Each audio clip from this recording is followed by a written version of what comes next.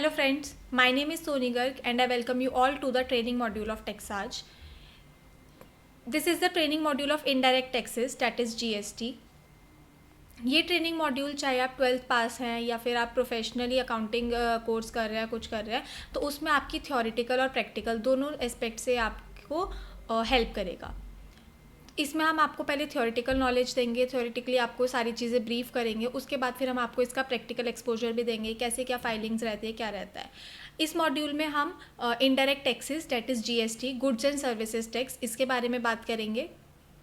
और इसमें क्या इसका थ्योरी क्या रहता है, क्या इसका कैसे इसका रजिस्ट्रेशन होता है, क्या इसमें डॉक्यूमेंट्स चाहिए होते हैं, इसकी एप्लीकेबिलिटी क्या होती है, इन सारी चीज़ों को हम इसमें कवर करेंगे. जीएसटी एक ऐसा टैक्स है जो इंडिया के इकोनॉमिक सिस्टम को ट्रांसफॉर्म कर रहा है. जीएसटी यानी कि goods and services tax India में 1 जुलाई 2017 को इंट्रोड्यूस किया गया था. और अगर आपको लगता है कि जीएसटी सिर्फ बिजनेस वाले लोगों के लिए है तो नहीं, आप गलत है. GST is for every consumer, is for every business जो गुड्स और सर्विसेज में डील कर रहा है या फिर वो गुड्स और सर्विसेज को कंज्यूम कर रहा है. अगर आपको सिंपल में समझाएं तो जीएसटी एक ऐसा टैक्स है जो हर लेवल पर लगता है, चाहे वो मैन्युफैक्चरिंग स्टेज हो, चाहे वो गुड्स की फाइनल सेल स्टेज हो या सर्विसेज की फाइनल स्टेज हो. हर स्टेज पर जीएसटी लगता है. और इसकी सबसे अच्छी बात ये है कि जो पहले स्टेज पर आपने टैक्स पे किया था आप उसका क्रेडिट ले सकते हैं, और जो फाइनल जीएसटी है वो फाइनल कंज्यूमर ही पे करता है. जीएसटी एक ऐसा कॉम्प्रिहेंसिव इनडायरेक्ट टैक्स है जो गुड्स और सर्विसेज के सप्लाई पर लगाया जाता है. गुड्स और सर्विसेज की डेफिनेशन में क्या क्या आता है, क्या क्या नहीं, ये आप इसके लिए हम अलग से एक डिटेल वीडियो बनाएंगे.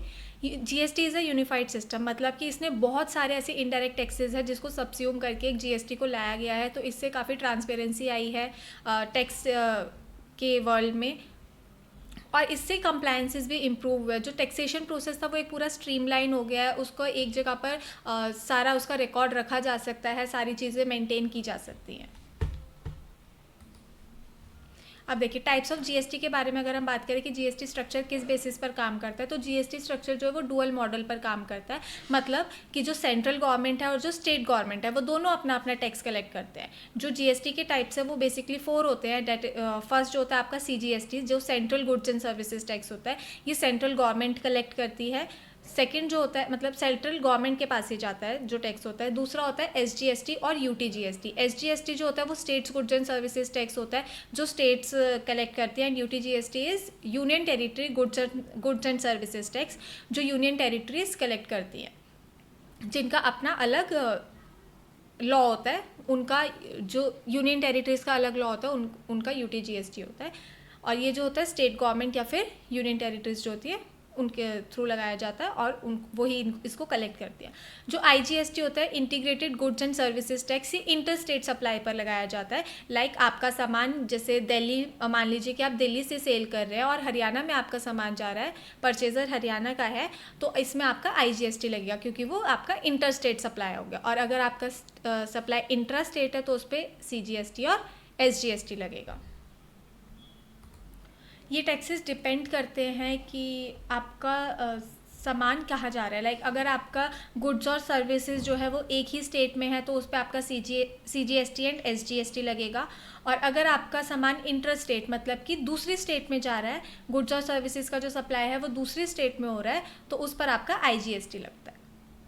और एक बात और, अगर आप इंपोर्ट या एक्सपोर्ट कर रहे हैं तो वो भी इंटर स्टेट सप्लाईज में ही आता है, तो उस पर भी आईजीएसटी ही एप्लीकेबल होता है. देखिए अब बात करते हैं जीएसटी के रेट्स और उसके टैक्स स्लैब्स के बारे में. GST is very simple, like उसके 5 ही टैक्स स्लैब्स रेट है जो मेन होते हैं. 0%, 5%, 12%, 18% एंड 28%.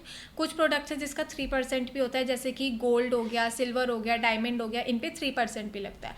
और कुछ प्रोडक्ट्स आपके ऐसे हैं जो जीएसटी के अंदर आते ही नहीं है, लाइक पेट्रोलियम हो गया, लिकर फॉर ह्यूमन कंजम्पशन हो गया. ये सब जो है वो जीएसटी के स्कोप में अभी कवर नहीं हुए हैं, लेकिन आने वाले टाइम पे हो सकता है कि ये कवर हो सकते हैं, लेकिन अभी के लिए जीएसटी के स्कोप में नहीं है. ये स्लैब रेट समझना आपको ज़रूरी है क्योंकि हर प्रोडक्ट और हर सर्विसेज का अलग अलग जीएसटी रेट होता है. जैसे कि अगर आपके जो अनप्रोसेस्ड फूड्स होते हैं, जो बेसिक नेसेसिटीज़ होती है, जैसे मिल्क वगैरह हो गया, इस पर 0% जीएसटी है. इस पर मतलब ये नील रेटेड जीएसटी में आता है. 5% में आपके प्रोसेस्ड फूड्स हो गया, जैसे कि घी हो गया आपका, ये सारी चीज़ें, और टेक्सटाइल्स हो गई. 12% और 18% ऐसा टैक्स स्लैब रेट है जिसमें आपके मोस्टली गुड्स एंड सर्विसेज आते हैं, जैसे कि 12% में आपका आयुर्वेदिक जो मेडिसिन होती है आपकी वो आ जाता है, 18% में आपका रेंटल सर्विसेज आ जाता है, आपकी अकाउंटिंग सर्विसेज, प्रोफेशनल सर्विसेज आ जाती हैं, क्लोथिंग हो गया, टेलीकॉम हो गया, ये सब भी आपका 18% में ही आ जाता है। 28% में आपके लग्जरी आइटम्स जो होते हैं वो आते हैं, जैसे कि हाई एंड कार्स हो गए, एसी हो गए, और 12% में आपके मोबाइल फ़ोन्स वगैरह हो गए। तो ये सारे जो टैक्स स्लैब है, हर प्रोडक्ट का, हर सर्विस का अलग अलग रेट है उनका अपना, तो ये रेट्स आपको समझने ज़रूरी है, उसी के अकॉर्डिंग ही आप टैक्स अप्लाई कर सकते हैं। अगर हम देखें कि की फीचर्स क्या हैं जीएसटी के, तो की features of GST seamless tax credit हो जाता है, क्योंकि इससे हम क्या होता है, एक सीमलेस फ्लो हो जाता है। आप तो पहले टैक्स पे करके आए, आपने परचेज़ किया तो आपने टैक्स पे किया, अब आप उसको अगर आगे सेल कर रहे हैं तो जब आप पहले टैक्स पे करके आए थे उसका आप क्रेडिट ले सकते हैं, और जो आगे आप सेल कर रहे हैं उससे आप उसका आप टैक्स पे करेंगे गवर्नमेंट को। इसके बारे में भी हम डिटेल्ड वीडियो में आगे समझेंगे सारी चीज़ें। जीएसटी के आने से जो कंप्लायंसेस है वो एक सिंप्लीफाई हो गए हैं। पहले उनको बहुत सारे कंप्लायंसेस रखने पड़ते थे, लाइक अगर कोई इंपोर्ट वगैरह करा रहा है तो उनका कस्टम्स हो गया, एक्साइज ड्यूटी हो गया, और भी बहुत सारी ड्यूटीज़ थी और टैक्सेस थे जो पहले लगते थे, जैसे वैट हो गया, सेल्स टैक्स हो गया, सेंट्रल एक्साइज ड्यूटी हो गया, बहुत सारी ड्यूटीज़ और टैक्सेस थे जो जीएसटी के आने से हट गए हैं। तो इससे क्या हुआ है कि आपके कंप्लायंसेस भी इजी हो गया, और जो एक बर्डन था बिजनेसेस के लिए कि उनको सारी चीज़ों का कंप्लायंस रखना पड़ता था, वो भी एक कम हो गया है। और जीएसटी के आने से एक इम्प्रूव जो टैक्सेशन सिस्टम है वो इम्प्रूव हो गया है, जो गवर्नमेंट का एडमिनिस्ट्रेशन है कि उनको रिकॉर्ड्स रखने में भी ईजी होता है, एक स्ट्रीमलाइन हो गया उनका पूरा प्रोसेस जीएसटी से। जीएसटी के आने से कौन कौन से टैक्सेस आपके हटे हैं, जैसे कि एक्साइज ड्यूटी हो गया, सर्विस टैक्स हो गया, आपका वैट हो गया, और सेंट्रल एक्साइज ड्यूटी हो गया, central sales tax, entertainment tax, additional custom duty, luxury taxes, सारे टैक्सेस जो हैं जीएसटी के आने से हट गए हैं, जितने भी इनडायरेक्ट टैक्सेस थे। जीएसटी के आने से एक सिस्टम स्ट्रीमलाइन हो गया कि जो भी टैक्सेस था सबका एक कंसोलिडेटेड सिस्टम हो गया है। जीएसटी से जो टैक्स बेस था उसका एक वाइडर रेंज हो गया, क्योंकि जीएसटी के अंदर मोस्टली सारे गुड्स एंड सर्विसेज कवर होते हैं, कुछ ही हैं जो इससे एग्जाम्प्ट हैं, जैसे कि मैंने आपको बताया पेट्रोलियम हो गया, आपका अल्कोहलिक लिकर हो गया, सेल ऑफ लैंड बिल्डिंग हो गया, कुछ ही चीज़ें। तो इससे क्या हुआ है कि सारी चीज़ों का रिकॉर्ड रखने में ईजी हो जाता है, और इससे ट्रांसपेरेंसी आ गया है, एक मतलब कि जैसे कास्केडिंग इफेक्ट खत्म हुआ है। कास्केडिंग इफेक्ट मतलब कि पहले एक टैक्स के ऊपर दूसरा टैक्स लगता जाता था, जैसे आपने अगर कोई परचेज़ किया तो उस पर सेल्स टैक्स भी लग रहा है, आपका वैट भी लग रहा है, तो टैक्स के ऊपर टैक्स हो जाता था, डेट इज़ कास्केडिंग इफेक्ट। तो जीएसटी के आने से वो कास्केडिंग सिस्टम भी ख़त्म हो गया है, तो इससे एक ट्रांसपेरेंसी आई है टैक्सेशन के सिस्टम में।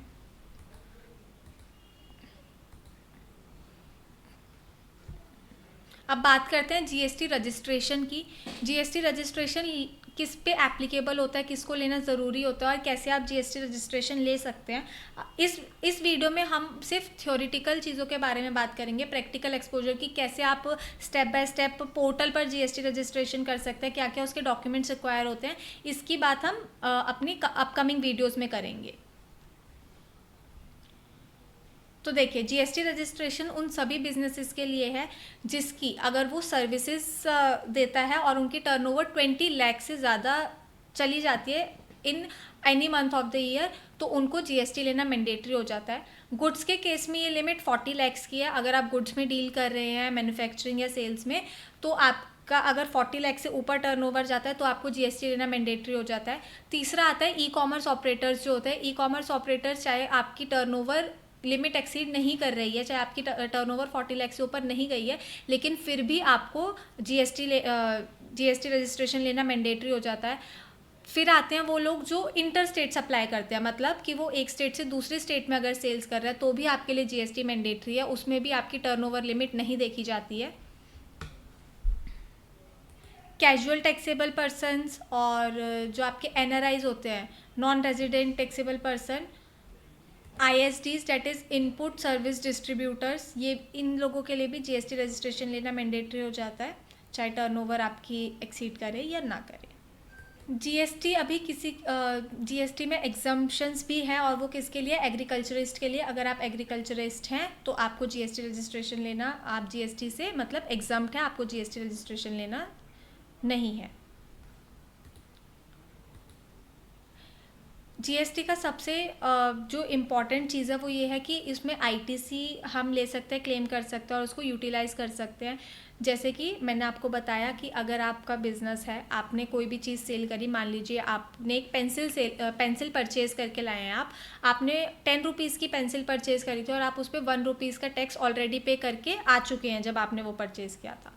अब उस सेम आइटम को आप 20 रुपीज़ का सेल कर रहे हैं और आप अपने जिसको भी आप सेल कर रहे हो उनसे आप 2 रुपीज़ चार्ज कर रहे हैं एज जीएसटी, तो 1 रुपीज़ तो आप ऑलरेडी पे करके आए थे, तो उस 1 रुपये का आपको क्रेडिट मिल जाएगा। और अब जो आपको फाइनल टैक्स पे करना रहेगा वो सिर्फ 1 रुपये करना रहेगा, क्योंकि आपको 2 रुपये का सेल के टाइम पे आपने 2 रुपये जीएसटी कलेक्ट किया था, अपने जो भी बायर से आपने 2 रुपये जीएसटी कलेक्ट किया था और आप आगे ऑलरेडी 1 रुपये पे करके आ चुके थे, तो आप उस 1 रुपये का क्रेडिट ले लेंगे और जो अल्टीमेटली आपको टैक्स पे करना रहेगा गवर्नमेंट को वो सिर्फ फाइनल 1 रुपीज़ पे करना रहेगा। इसमें हमने जीएसटी के जो भी बेसिक नॉलेज थी वो हमने देख लिया, तो अब आपको ब्रीफ मिल गया है। तो अब जो आप नेक्स्ट वीडियोज़ में जो हम नेक्स्ट वीडियोस लाएंगे उसमें हम थोड़ा और इसके बारे में एक्सप्लेन में बताएंगे, जो टर्म्स होते हैं, जैसे कि आपका गुड्स में क्या क्या कवर होता है, सर्विसेज में क्या क्या कवर होता है, और जीएसटी रजिस्ट्रेशंस किस किस टाइप के होते हैं, ये हम अपनी अपकमिंग वीडियोस में कवर करेंगे। Thank you. अब हम मिलते हैं अपने